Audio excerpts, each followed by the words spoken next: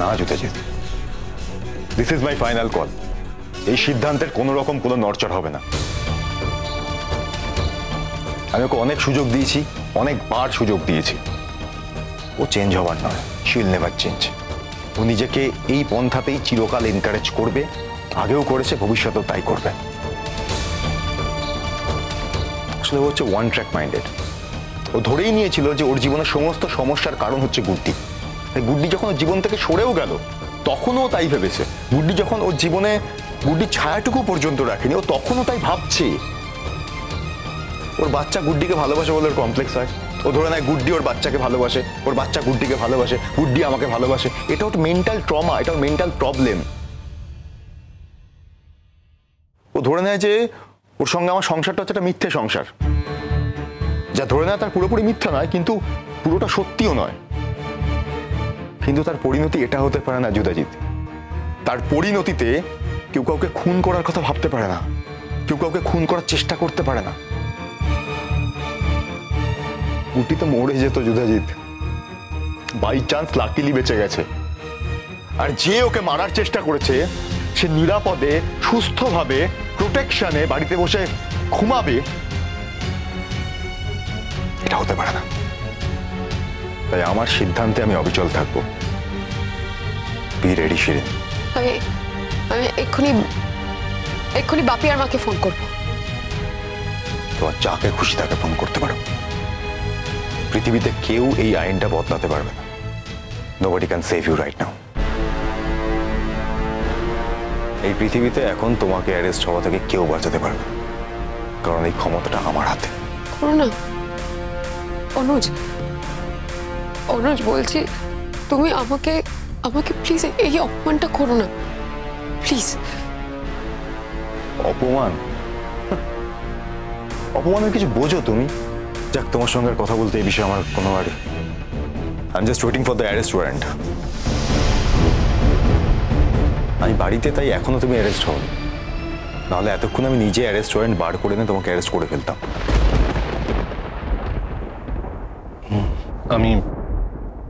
আমি আসছি।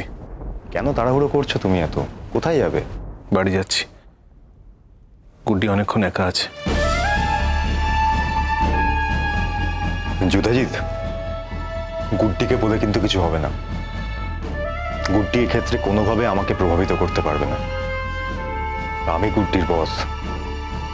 আমি যেটা ঠিক করব সেটাই হবে। আমার সিদ্ধান্ত বদলানোর ক্ষমতা গুড্ডির নেই।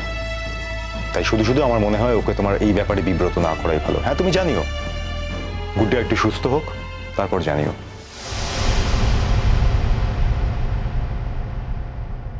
আসছি।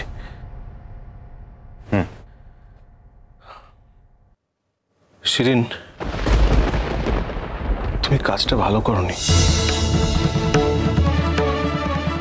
তোমার এই পরিণতি আমাদের কারোরই কাম্য ছিল না। ঠিক একইভাবে এই কাজটাও কাম্য ছিল না।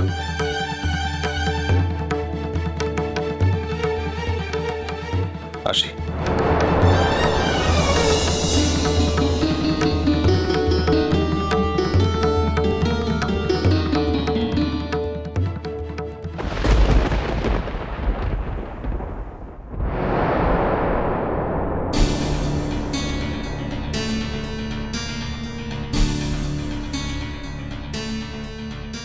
কি হয়েছে? কি তোমার চোখ মুখ এরকম দেখাচ্ছে কেন? কি হয়েছে? গুড্ডি একটা মারাত্মক ঘটনা ঘটতে চলেছে। আমার মনে হয় তোমাকে সেটা জানানো উচিত। কি হয়েছে জিৎ? তুই তো অনুজদের বাড়িতে মারাত্মক ঘটনা ঘটেছে মানে ওখানে? সেখানে একটা মারাত্মক ঘটনা ঘটতে চলেছে। আরে কি হয়েছে সেটা তো বলবে। আমাদের খুলে বলতে পারো, যদি আমাদের দ্বারা যদি কোনো সাহায্য সম্ভব হয়। একেবারেই না। আরে বাবা, কি হয়েছে সেটা তো আগে বলবে। গুড্ডি তোমাকে ওষুধে ওভারডোজ কে দিয়েছিল সেটা ফাইনালি জানা গেছে। হ্যাঁ? কে জিৎ? সেটা ভালো কথা, খুব ভালো কথা। যে এমন অপরাধ করেছে তার বিচার হওয়া উচিত। না না, তুমি তুমি আমার কথাটা শোনো। তুমি আমি না দেখো, তোমার কাছে আর লুকিয়ে লাভ নেই। আলাদা করে বা আড়ালে তোমাকে বলারও কোনো মানে হয় না, কারণ যে ঘটনাটা ঘটেছে সেটা সবাই জানতে পারবে। সবাই জানো? চেনা জানা কেউ? হ্যাঁ, শিরিন।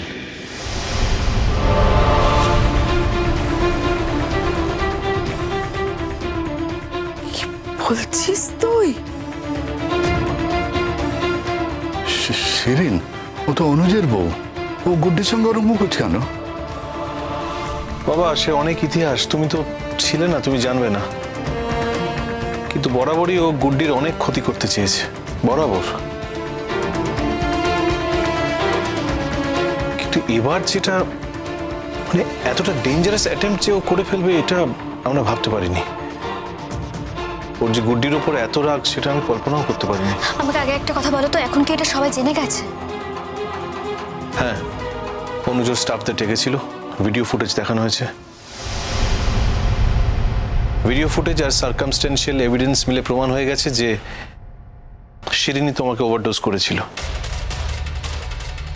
আচ্ছা গুড্ডি, তুমি তো তখন সেন্সে ছিলে, তুমি বুঝতে পারোনি যে ও তোমাকে ওই ওই ওষুধটা খাওয়াচ্ছিল? না মানে আমি কি করে বুঝবো অত?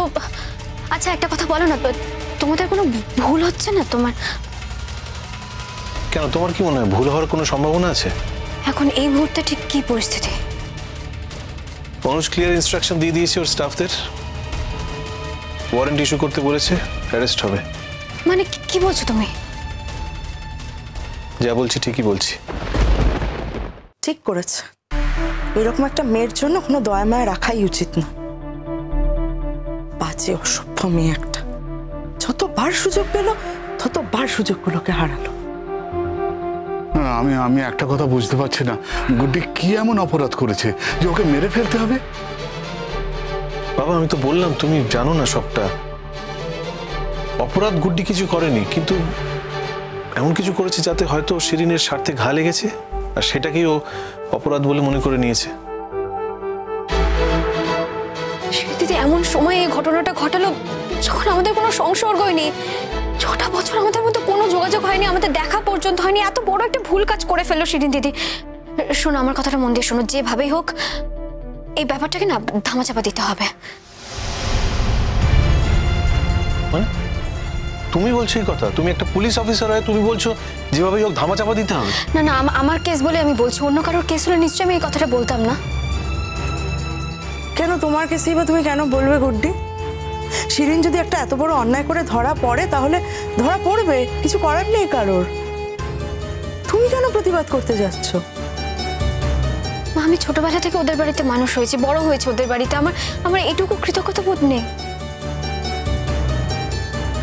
শিরিন দিদি না এরকম ছিল না, ও যে কেন এই কাজটা করলো আমি সত্যি বুঝতে পারছি না।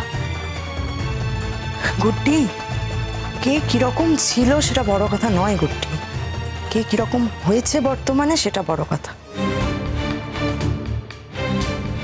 শিরিন যদি আজকে এত বড় একটা অন্যায় করে, তাহলে তার জন্য যে শাস্তিটা ওর পাওনা সেটা ওকে পেতে হবে গো, শাস্তি ওকে পেতেই হবে। তবে হ্যাঁ, অনুজের বউ তো, নিজের বউকেও মাদু দোষী সাব্যস্ত করবে কিনা সেটা জানি না। একদম করবে মা, অনুজ একদম রেডি হয়ে আছে, সম্পূর্ণ তৈরি। ও তো বলেছে অ্যারেস্ট ওয়ারেন্ট ইস্যু করতে। আমার তো মনে হয় দেখো, এরপর অনুজই হয়তো ওকে অ্যারেস্ট করতে যাবে। না না না না, এটা কখনোই হতে পারে না। কেন কেন হতে পারে না? কেন বলো? দেখো, আমার খারাপ লাগছে। গুড্ডি, তোমার খারাপ লাগায় দুনিয়া চলবে না। একজন অপরাধী, তার বিচার হবে, আর বিচার হবে তার অপরাধের মাপকাঠিতে, বাস। এখানে তোমার খারাপ লাগার তো কোনো জায়গাই নেই। আমার খারাপ লাগলে আমি কি করতে পারি বলো? খারাপ লাগছে এটাও তো সত্যি, মানে এটা হতে পারে না। না, আমার তো মনে হয় না গুড্ডি খারাপ লাগার কিছু আছে এতে। কেন তোমার? হ্যাঁ, এটা ঠিক যে অনুজ একটা ডিআইজি, তার স্ত্রী এরকম একটা অপরাধী যদি অ্যারেস্ট হয়, তাহলে সেটা একটা খারাপ লাগার জায়গা বটে। আমি এ ব্যাপারে কথা বলেছিলাম অনুজের সঙ্গে, কিন্তু অনুজ বলেছে যে ওর সিদ্ধান্ত নেওয়া হয়ে গেছে এবং এই জায়গা থেকে ও এক চুলও নড়বে না। আচ্ছা, তোমরা কেউ বাচ্চাটার কথা ভেবে দেখলে? পুবলুর কি হবে সেটা ভেবে দেখেছো? অনুজ স্যার একবারও ভেবে দেখেছেন? হিট অফ দ্য মোমেন্টে করে ফেলেছে শিরিন দিদি। হ্যাঁ, এটাও তো ঠিক, শিরিন দিদি তো এতগুলো দিন এখানে ছিল না। ছিল না, এখন এসেছে, এসেই একটা ঘটনা বাঁধিয়ে বসলো। অদ্ভুত মেয়ে একটা। একবার অন্তত একবার এই মেয়েটার শাস্তি হওয়াটা খুব দরকার। মা, এটা একবারের ব্যাপার তো নয়। এটা যদি অ্যাটেম্পট টু মার্ডার কেস হয় তাহলে তো ওকে যাবজ্জীবন দিয়ে দেবে। না না না না, এটা কিছুতেই হতে পারে না।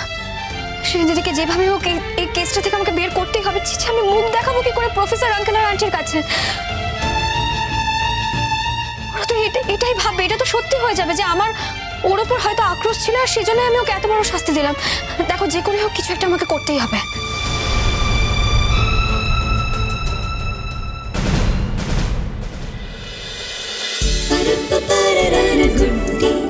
गुड्डी